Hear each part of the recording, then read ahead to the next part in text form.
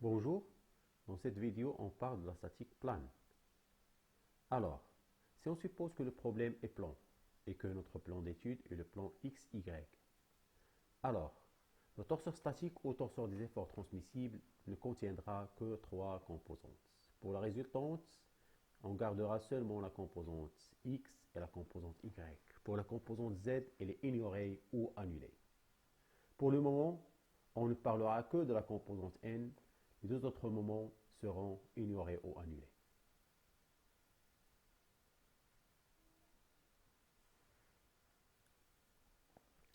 On passe maintenant aux autres cas de problème plan. Si le plan d'étude est le plan YZ, alors le torseur statique aura seulement trois composantes, Y, Z pour la résultante et L pour le moment. Si le plan d'étude est le plan YZ, alors la résultante aura seulement deux composantes, XZ et pour le moment la composante N.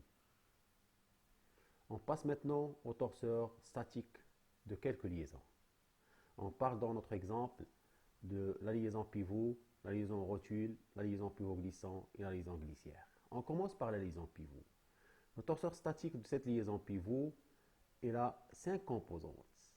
X, Y, Z pour la résultante, L et M pour le moment. Pourquoi cette composante est nulle? Tout simplement parce que cette liaison pivot, il autorise une rotation autour de son axe qui est l'axe OZ. Alors la composante de moment suivant Z serait nulle.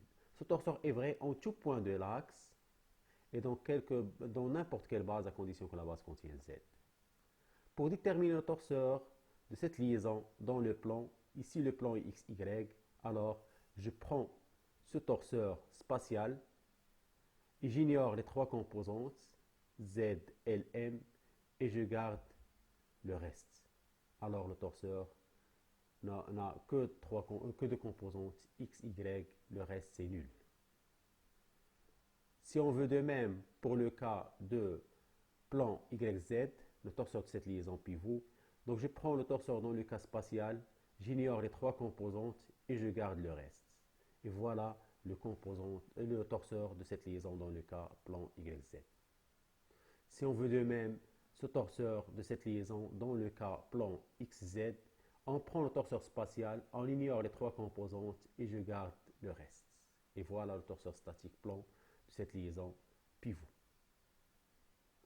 Je fais de même pour les autres liaisons.